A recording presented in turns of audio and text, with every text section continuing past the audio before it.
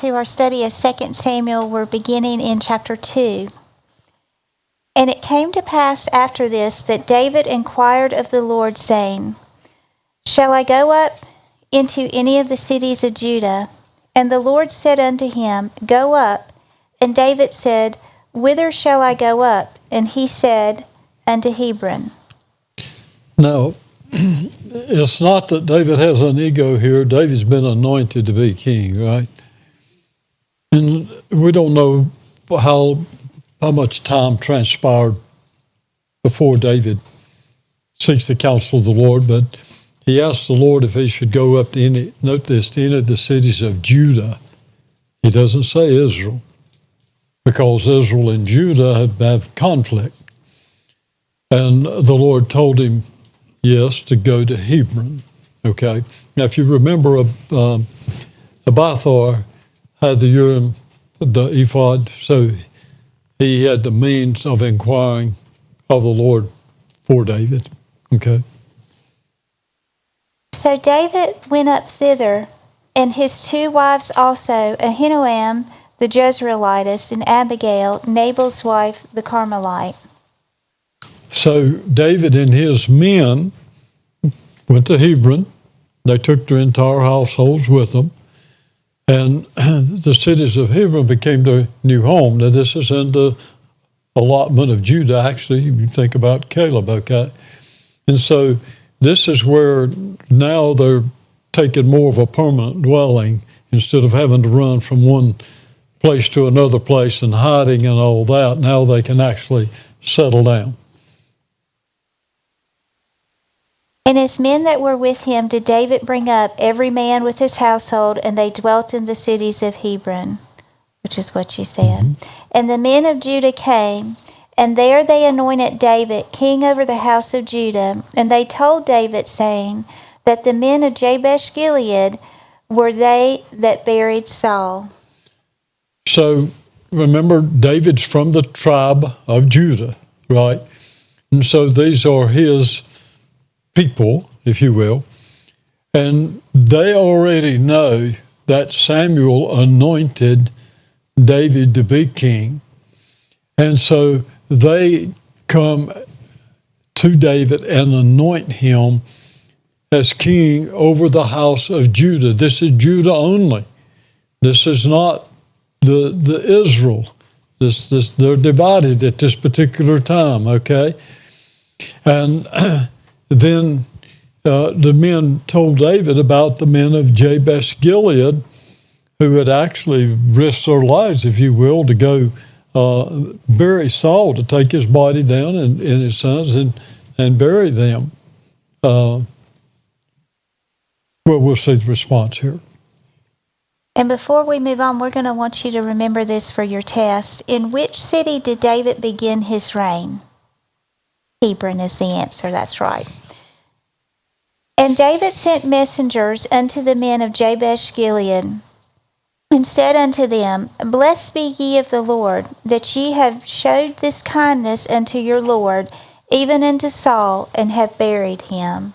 So David sent messengers. Now this is after he's king now. He sent messengers to Jabesh Gilead, and he commends them for the kindness that they showed to Saul. So you can see that David had no resentment, no bitterness, no animosity of any type toward Saul or his sons. And this is a genuine gesture. He didn't have to do that. And now the Lord show kindness and truth unto you, and I also will requite you this kindness, because you have done this thing. So David told them, I want you to be rewarded by the Lord. And he assured them, I'll show you kindness, because this was a general deed. This is a generous act that you've done. Therefore now let your hands be strengthened, and be valiant, for your master Saul is dead, and also the house of Judah have anointed me king over them. So he exhorts them to be strong, be valiant, and then he says, look, we acknowledge that Saul's dead, and I want you to know that Judah has made me king. But note this previous comment says, I will treat you good. Okay? But Abner, the son of Ner, captain of Saul's host, took Ishbosheth, thank you, Ishbosheth, the son of Saul, and brought him over to Mahanaim, and made him king over Gilead, and over Ashterites, and over Jezreel, over Ephraim, and over Benjamin, and over all Israel. So remember, 3 sons were killed in battle with Saul, okay? But he has one more son here, Abner, who is the captain or general of the army. Abner takes Ishbosheth and then makes him the king over Israel in Saul's place. He takes him to Mahanaim, and there they make him king over Israel. But Judah followed David. So you have Ishbosheth as king of Israel, and David as the king of Judah. Okay? Ishbosheth, Saul's son, was 40 years old when he began to reign over Israel, and reigned 2 years, but the house of Judah followed David. Evidently, Ishbosheth was not a very strong person. We'll find as we go along. He was 40 years old when he began to reign over Israel, and he reigned only 2 years. Here's another test question for you. Which son of Saul, through the efforts of men, succeeded him as king? And your answer is Ishbosheth. Very good. Verse 11, and the time that David was king in Hebron over the house of Judah was 7 years and 6 months. So you need to keep this in mind, that for 7.5 years, David is king over Judah, not over all Israel, but king over Judah. And yet Ishbosheth only reigns over Israel 2 years. And so you have a span there of about 5 years to where Israel, there's no record of Israel having a king. It's like evidently the tribal leaders, you have the leaders of each one of the tribes, evidently they are the ones that are leading the nation, so to speak. And for a period of time, Abner has a lot of influence, but then we find that Abner gets killed, and even before Ishbosheth. Okay. And Abner, the son of Ner, and the servants of Ishbosheth, the son of Saul, went out from Mahanaim to Gibeon. And Joab, the son of Zeruiah, we looked at that. Zeruiah, and the servants of David went out and met together by the pool of Gibeon, and they sat down, the one on one side of the pool and the other on the other side of the pool. This interests me. I mean, it's almost sounds like a game somewhat, but here you have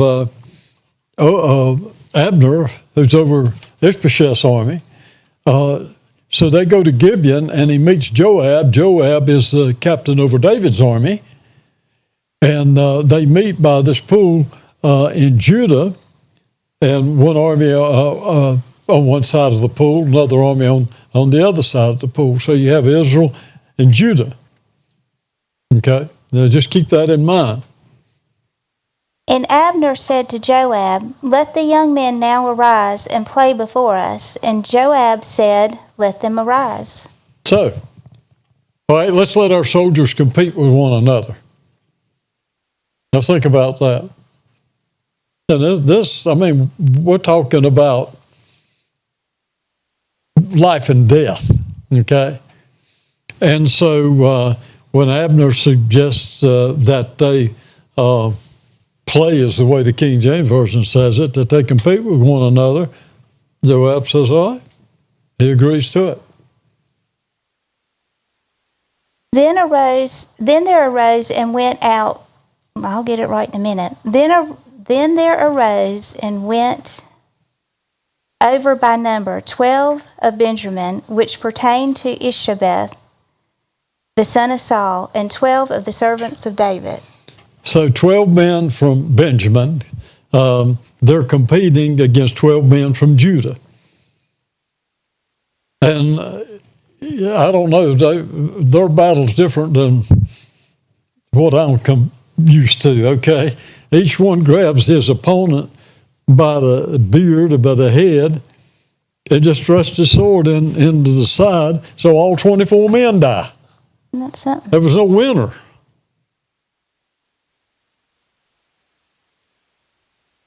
Think about that. I wouldn't want to be volunteered for that one. Okay? Yeah, I don't understand all I know about that.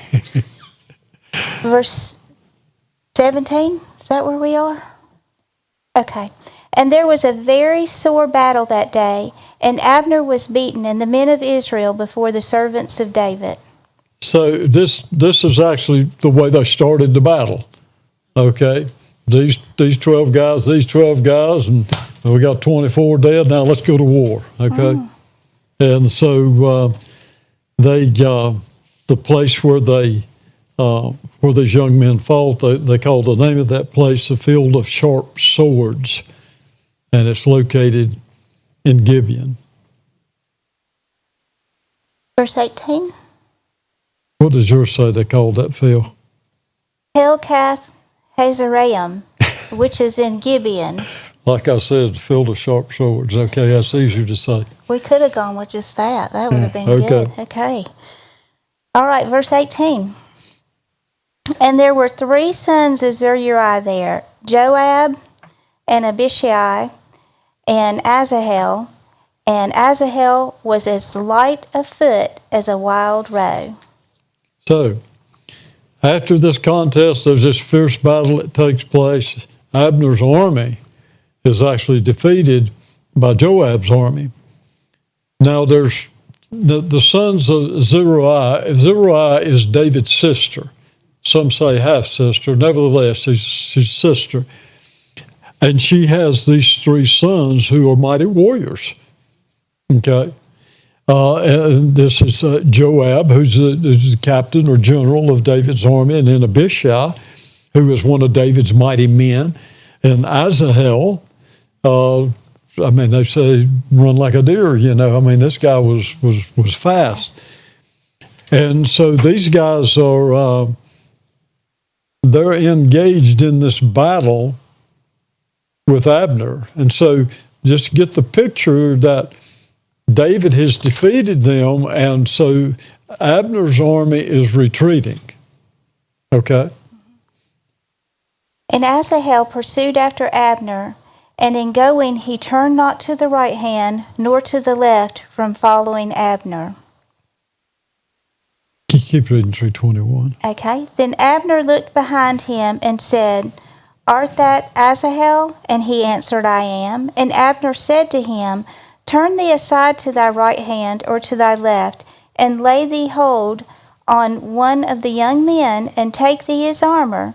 But Asahel would not turn aside from following of him. And so Asahel is pursuing the captain of the army, right? Mm-hmm. And he's quick. So Abner cannot outrun him. And so when Abner realized who was following him, he tries to discourage him because there was somewhat of a respect between this general and this general, this captain, you understand? Look, don't come after me. Go after one of the other guys, But Asahel's not buying into that. And Abner said again to Asahel, Turn thee aside from following me, wherefore should I smite thee to the ground? How then should I hold up my face to Joab, thy brother? So he's not wanting to kill Joab's brother, is the essence of it, okay? Howbeit he refused to turn aside, wherefore Abner with the hinder end of his spear smote him under the 5th rib, that the spear came out behind him, and he fell down there, and died in the same place. And it came to pass, that as many as came to the place where Asahel fell down and died stood still. And so Asahel doesn't back off, and so Abner comes this way, not with the head of the spear, but with the end of the spear of the shaft, and strikes him under the fifth rib to where he kills him. And there's something about the fifth rib, and I don't know anatomy that well, but that must be a vital spot, because you'll see several times it says this might have been, they were smitten under the fifth rib, and they died. So then Abner, now understand this is in war. This is in battle. So he kills him in battle, okay? And it's really a matter of kill or be killed. You follow me? Right. So it's not that Abner is just cold-blooded murder, committing cold-blooded murder against Asahel, okay? It's important to understand that. And Joab also and Abishai pursued after Abner, and the sun went down when they were come to the hill of Ammah. Thank you. That lieth before Giah, by the way of the wilderness of Gibeon. And the children of Benjamin gathered themselves together after Abner, and became one troop, and stood on the top of a hill. So Joab and Abishai, brothers, they continued to pursue Abner. And so as the sun was going down, they came to this hill, Ammah, and it was in front of Giah. Y'all know all these places, right? Yeah. Which is by the wilderness of Gibeon, which we don't know any of this stuff. It's just giving us a general location of where this has occurred, okay? Then Abner called to Joab and said, Shall the sword devour forever? Knowest thou not that it will be bitterness in the latter end? How long shall it be then, ere thou bid the people return from following their brethren? So Abner, his men, these Benjamites, they've regrouped, and they've positioned themselves at the top of the hill. You know, they'd been running. Now they've regrouped to where they can engage in battle again if necessary. So Abner calls out to Joab, and he recommends, let's stop fighting. Mm-hmm. So Joab agreed. Mm-hmm. And so they blew the trumpet. Blowing the trumpet is the communication to the troops. You give the retreat to withdraw and to stop fighting with Israel. So Joab has done that, and Abner's done that. They've agreed that we'll leave each other alone, at least for right now anyway. Verse 29. And Abner and his men walked all that night through the plain, and passed over Jordan, and went through all Bithram, and they came to Mahanaim. And Joab returned from following Abner, and when he had gathered all the people together, there lacked of David's servants 19 men and a Hazael.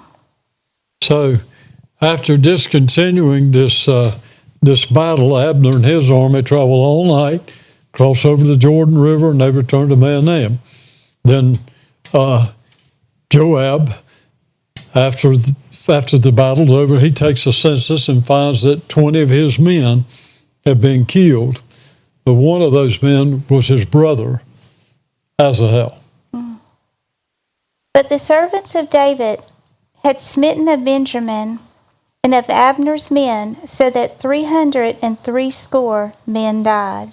So they lost 20, Judah lost 20 in the battle, but Israel lost 360 men in the battle. David had mighty warriors, you understand. Mm-hmm. And they took up Asahel and buried him in the sepulchre of his father, which was in Bethlehem. And Joab and his men went all night, and they came to Hebron at break of day. So Asahel was taken back home and buried in his father's tomb in Bethlehem. And then Joab and his army, they travel all night and arrive in Hebron, where David is reigning at daybreak or at dawn. Chapter 3. Now there was long war between the house of Saul and the house of David, but David waxed stronger and stronger, and the house of Saul waxed weaker and weaker.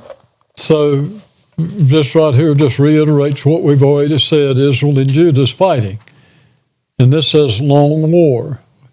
We don't know exactly how long, but we know that Ishbosheth reigned 2 years, and there was conflict. And then there's 5 years before David becomes king over all of Israel and Judah. And so there's several years, evidently, of war between Israel and Judah. And then David's becoming stronger. Other people are coming under the leadership of David. Okay? And unto David were sons born in Hebron. And his firstborn, Ammon of Ahinoam, the Jezreelitess. Now, just keep these things in mind. Not that you're going to remember all the names, probably. But understand, Ammon was the firstborn son of David. You're going to find his name comes up later on, okay? So he would have been the one that would have been in line to be the next king. Okay? And his mother was Ahinoam. Remember, Ahinoam and Abigail were the 2 wives that David had at the time he's running and hiding from Saul. And Ahinoam was a Jezreelitess, which means she was from Jezreel. And his second, Eliab of Abigail, the wife of Nabal, the Carmelite. And the third, Absalom, the son of Maacah, the daughter of Talmai, the king of Jasher. So the second son was Abigail's. Remember Abigail, Nabal's wife? His name is called Chileab, and it is also called Daniel. So it depends on where you're reading, but Chileab and Daniel are the same. It's the same person. And Abigail was a Carmelitess, okay, obviously the Carmel, a very wise woman. Now, one thing to remember about Chileab or Daniel is you don't hear him creating any problem. Remember, he's the number 2 guy. The number 1 guy gets killed. So he would have been next in line to be king. But you see nothing of him trying to take that position or work against his father. And I believe it's because he had a wise mother, a woman of understanding, Abigail. So his third son was Absalom. And he was, his mother was Maacah, and she was the daughter of Talmai, the king of Jasher, okay? And the fourth, Adonijah, the son of Haggith, and the fifth, Shephatiah, the son of Abital. So the fourth son was Adonijah. Now remember these, Absalom, Adonijah. Both of them tried to take the throne. Okay? Adonijah's mother was Haggith, and Absalom's mother, we've already said, was Maacah. And then there's a fifth son, Shephatiah, whose mother was Abital. And then there's a sixth son, Ithream, by Eglah, David's wife. These were born to David in Hebron. So here we see that David had 6 wives, right? Every one of these sons' names by a different woman, okay? And Ithream's mother was Eglah, okay? And it came to pass, while there was war between the house of Saul and the house of David, that Abner made himself strong for the house of Saul. So here Abner is, even though Ishbosheth is king, Abner's the one that put him in the position, but Abner seems to be the strong one calling the shots, if you will. And so he's strong for the house of Saul. And Saul had a concubine whose name was Rizpah, the daughter of Ahiah. And Ishbosheth said to Abner, Wherefore hast thou gone in unto my father's concubine? So, Saul's concubine, Rizpah, you'll hear that name later on. Abner goes into her, has sexual relations with her, and so he's called on the carpet by Ishbosheth. Why did you go into my father's concubine?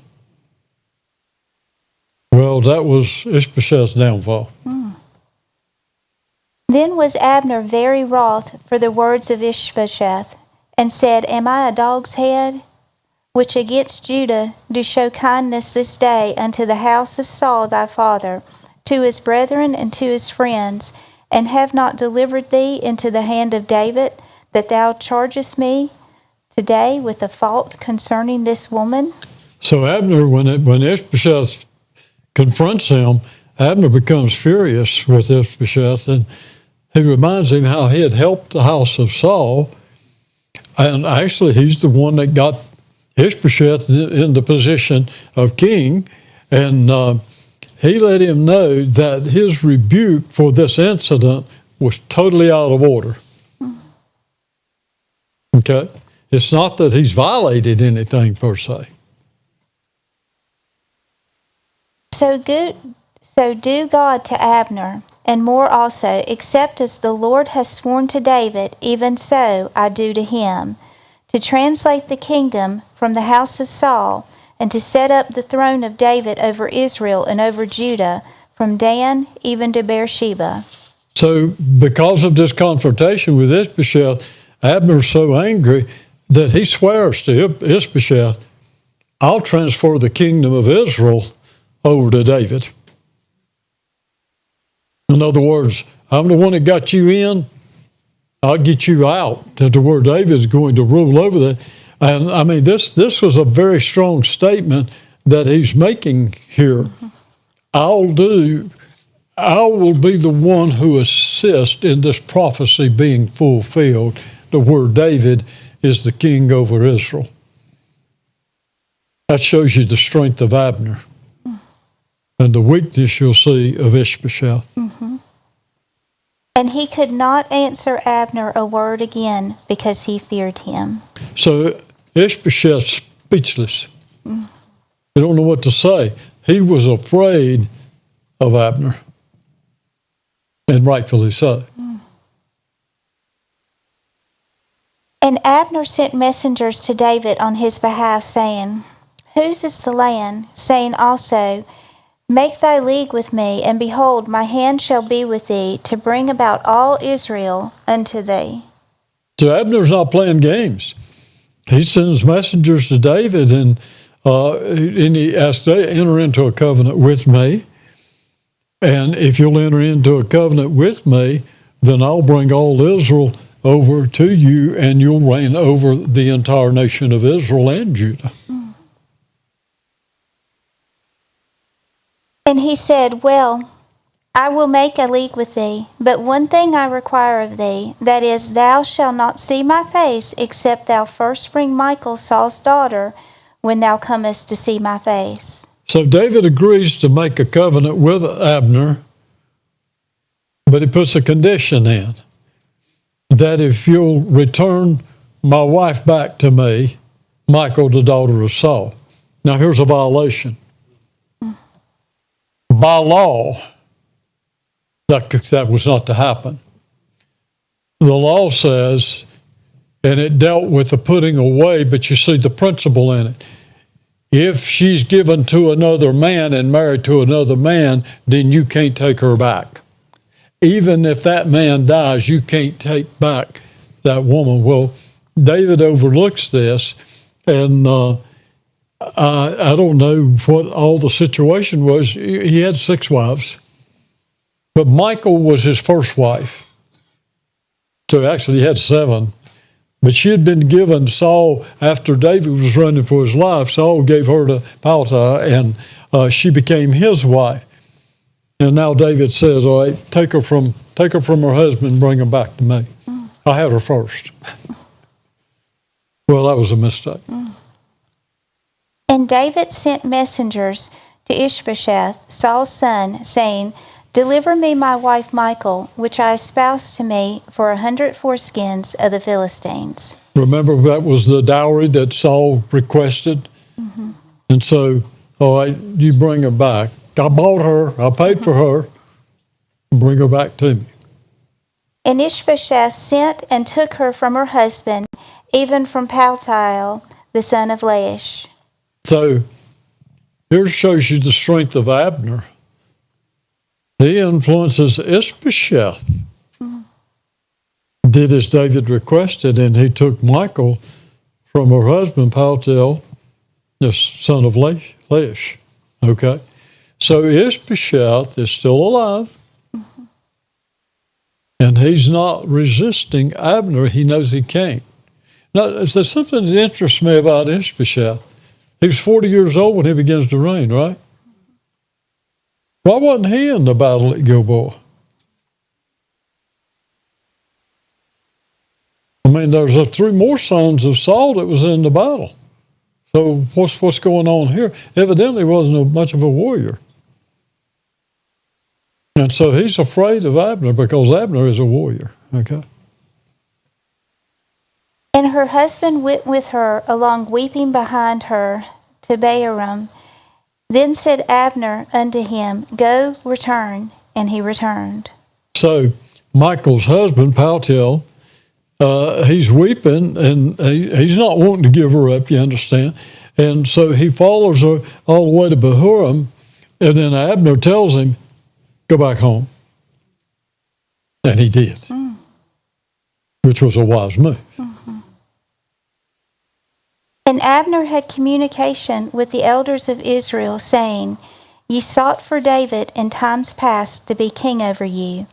Now then, do it, for the Lord has spoken of David, saying, By the hand of my servant David, I will save my people Israel out of the hand of the Philistines and out of the hand of all their enemies. So Abner spoke with the elders of Israel. This evidently is the leaders of tribes, okay, including the Benjamites from which Saul was a descendant. You understand? And he recommended that they make David king over all Israel.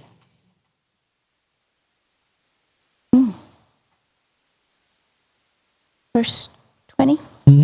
So Abner came to David to Hebron, and 20 men with him, and David made Abner and the men that were with him a feast. So after speaking with these elders of Israel, evidently they're in agreement. And so Abner and 20 men went to Hebron to talk with David, and David welcomes him and his men and feeds them with a great feast, as it says here.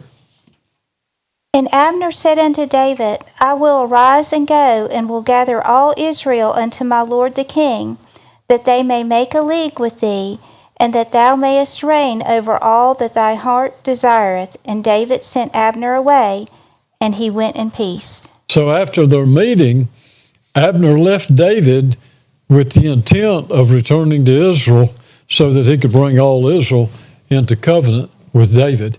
Now, here's an interesting thing, because Abner knows David. I mean, David at one time had been a captain in Saul's army, right? And then remember, David confronted Abner when he cut the robe off of Saul, and you deserve to be killed because you didn't protect the king, is the essence of it, right? And so Abner knows that David is also a man of force, a man of power, and he recognizes his ability, but he also knows that David behaves himself wisely. Okay? And so that this man is a leader. And so he returns back with the intent of bringing all Israel under the reign of David. That means Ishbosheth's out. Let's review a test question real quick before we move on. Who was responsible for Israel coming under the rule of David? And your answer is Abner. Verse 22. And behold, the servants of David and Joab came from pursuing a troop and brought in a great spoil with them. But Abner was not with David in Hebron, for he had sent him away, and he was gone in peace. So Joab wasn't there when Abner came. And there was no love lost between them. They had some respect as far as their military leadership, but they weren't bosom buddies, you understand. And so someone told Joab that Abner had visited the king, and the king had sent him away in peace. Now, our time's up, so we'll hold that thought because there's some things to say. You're going to see the character of Joab revealed. Yeah. Father, I thank you that you bless us indeed. You enlarge our territory. Your hand's with us to keep us from evil so that we do not cause pain. And I thank you for blessing us and keeping us and for making your face to shine upon us and being gracious unto us. You lift up your countenance upon us and you give us peace. So, Lord, we're glad to invite you to rise up. Let your enemies be scattered and let those who hate you flee before you. Amen. Amen.